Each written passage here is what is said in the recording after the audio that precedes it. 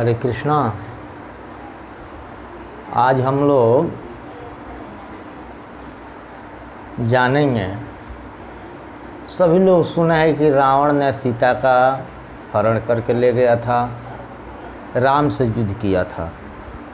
एक बच्चा बच्चा जानता है, मगर एक समय ऐसा था जब रावण ने कौशल्या का भी हरण करके ले गया था। कौशल्या का भी हरण किया था, दशरथ से भी युद्ध किया था। क्या हुआ था? एक समय अयोध्या के समीप एक कौशलपुरी नाम का नगर था। उस नगर के राजा कौशल थे, बहुत धर्मात्मा, पुण्यशाली और बहुत शक्तिशाली, बहुत ऐश्वर्यशील राजा हुआ करते थे कौशल। उनकी एक कन्या थी जिसका नाम था कौशल्या। जब वह विवाह के योग्य हो गई तो उसके पिता ने सोचा कि इस लड़की का हम शादी कर दें। जब किसी भी पिता की लड़की शादी के योग्य हो जाती है तो पिता शादी के लिए लड़का ढूंढने लगता है। कौशल राजा ने भी लड़का ढूंढने लगे।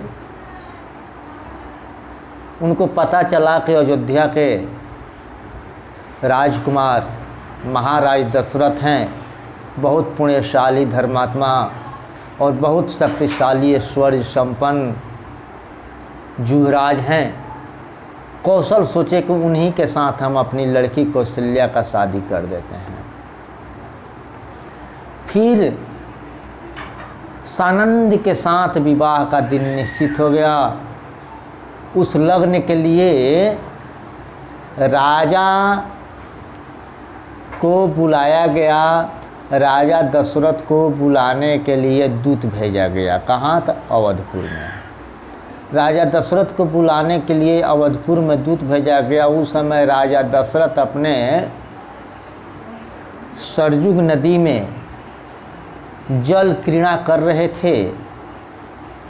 उस नौका में मंत्रीगण बैठे हुए थे और इष्ट मित्र भी इनके थे जो अपने अपने करीबी थे। सभी लोग उस नौका में बैठे थे, विराजमान हुए थे और सरयुग जी में जल क्रीड़ा चल रही थी। सभी लोग आनंद से जल क्रीड़ा कर रहे थे। रात्रि का समय था, चारों ओर सैनिक खड़े थे। जितने बंदीगण थे सभी लोग स्तुति कर रहे थे, तरह तरह के गान कर रहे थे, तरह तरह के कवितावली सुना रहे थे महाराज को। रत्नों के दीपक से समस्त नौका जगमगा रहा था। जो नौका था उस पर नौका रत्न जड़ित था। वो नौका रत्न जड़ित था और जब प्रकाश पड़ रहा था तो वो जो मणि था वो रत्न था, वो चकमक चकमक चारों तरफ से प्रकाश दे रहा था। दिखने में दूर से बहुत सुंदर लग रहा था। जो नर्तकियां थी वो तरह तरह के नाच कर रही थी, तरह तरह के मनोरंजन करा रही थी महाराज को। उसी समय लंका में रावण ने ब्रह्मा जी से पूछा कि ब्रह्मा जी बताइए, सच सच बताइएगा, किसके हाथ से मेरी मृत्यु होनी निश्चित लिखी है?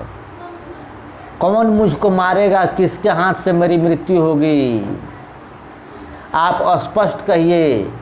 रावण को इस प्रश्न को सुनकर ब्रह्मा जी ने कहा, दशरथ की स्त्री कौशल्या से साक्षात जनार्दन भगवान विष्णु राम के रूप में अवतार लेंगे और सुमित्रा तथा कैकेयी से 4 पुत्र उत्पन्न होंगे। उनमें से राम, चारों पुत्रों में से जो राम होंगे वो कौशल्या के गर्भ से उत्पन्न होंगे और राम के ही द्वारा तेरा मृत्यु निश्चित किया गया है। उनमें से राम तुझको मारेंगे। उस राजा दशरथ ने कौशल राज की कन्या का विवाह करना चाहते हैं तो राजा दशरथ भी कौशल राज की कन्या कौशल्या से विवाह करना चाहते थे और कौशल नरेश भी राजा दशरथ से कौशल्या का विवाह करना चाहते थे। बोले ब्रह्मा जी कि आज के 5वें दिन विवाह सुनिश्चित है आज के 5वें दिन विवाह हो गई राजा दशरथ से कौशल्या की। विवाह का लग्न मुहूर्त निश्चित हो गया है। तब ब्रह्मा के इस वाक्य को सुनते ही रावण ने अनेक राक्षसों को एक साथ भेजा।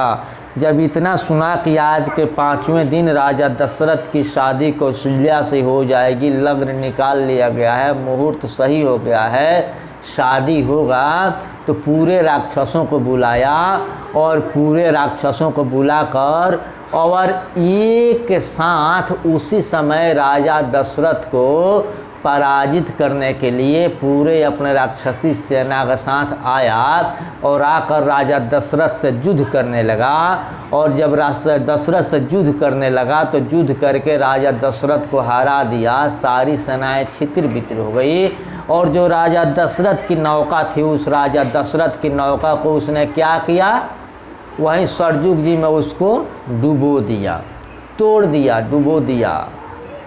उस समय और सब तो जल में डूबकर मर गए, बहुत सेनाएं मर गई, बहुत लोग मर गए, परंतु राजा दशरथ और उनका सुमंत नाम का जो मंत्री था, वो लोग नहीं मरे। जो नाव टूटी हुई थी, उसी नाव की टूटी हुई कुछ भाग पर राजा दशरथ जी और सुमंत जी बैठे और किसी तरह वहाँ से सैना जल के प्रवाह से आगे बढ़ते हुए उसी के सहारे गंगा नदी में जा मिले।